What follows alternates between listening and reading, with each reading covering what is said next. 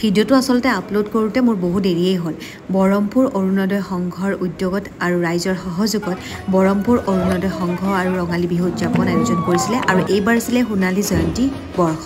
গৈয়ে পালোঁ এক সোণালী মুহূৰ্ত বাৰে বৰণীয়া সাংস্কৃতিক শোভাযাত্ৰা আছিল আৰু উদ্বোধনীৰ বাবে মই গৈছিলোঁ তাতে সকলো সাজু হৈ আছিল আৰু গৈও সেইবাবে দেৰি নকৰিলোঁ কিছু আলাপ তেওঁলোকৰ লগত কৰি আৰম্ভ কৰিলোঁ এই যাত্ৰা আৰম্ভণিৰ আগতে অলপ বিহু লগতে অলপ নাচ বাগ আমিবোৰতো আছোৱেই কিন্তু আমাৰ সন্মুখত আছে আমাৰ গজৰাজ সাংস্কৃতিক শোভাযাত্ৰা মানেই হৈছে সমন্বয়ৰ স্থলী য'ত বিভিন্ন জাতি জনগোষ্ঠীৰ লোকসকলে তেওঁলোকৰ কৃষ্টিসমূহ লৈ এই যাত্ৰাত অংশগ্ৰহণ কৰে আমি সকলোৱে জানো দৰঙীয়া কৃষ্টি বহুত চহকী দৰঙীয়া লোকগীত যেনে ঢেপা ঢুলীয়া নাঙেলী গীত ওজাপালি আদি সকলোৰে সংমিশ্ৰণ ঘটিছিল এই শোভাযাত্ৰাত তাৰোপৰি বিহু কোচ ৰাজবংশীৰ কুচান নৃত্য দিহানাম বড়ো লোককৃষ্টিৰ খেৰাই নৃত্য চাহ জনগোষ্ঠীয় নৃত্য সকলোৰে সংমিশ্ৰণ ঘটিছিল ইয়াত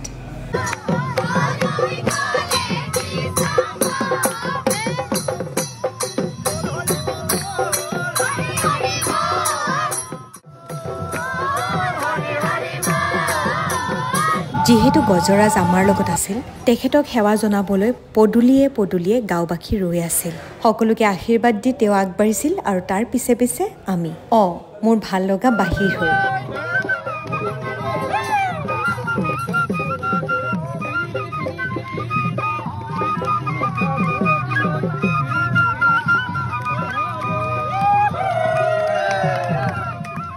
মোৰ অভিনীত মোৰ প্ৰিয় গীত আৰম্ভ শুনি বৰ ভাল লাগে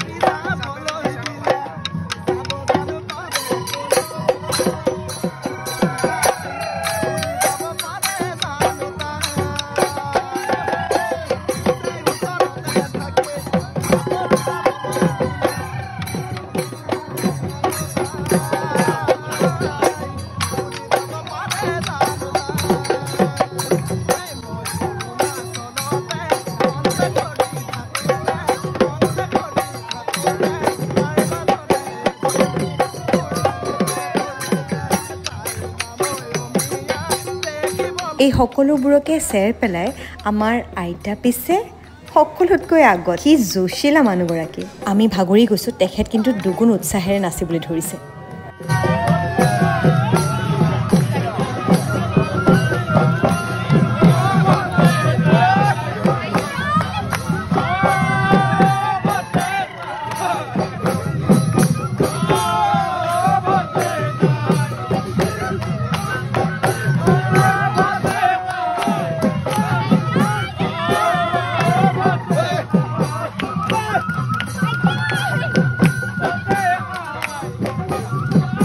এইফালে আমাৰ শোভাযাত্ৰা শেষ আৰু সেইফালে মুকলি সভাৰ অতিথি আমাৰ সকলোৰে মৰমৰ যুৱ সাংবাদিক এঞ্জেলা চাংমাই আহি পালেহি তেওঁ কথা ক'লে শুনি থাকিবলৈ মন যায় তেওঁৰ বক্তৃতা শুনিলোঁ তাৰপিছত তাৰে স্থানীয় শিল্পীসকলে আয়োজন কৰা সমবেত সংগীত উপভোগ কৰিলোঁ আৰু এই অনুষ্ঠানটিৰ পৰা বিদায় ল'লোঁ সঁচাকৈ খুব বেছি ভাল লাগিল মই এই দিনটি কেতিয়াও নাপাহৰোঁ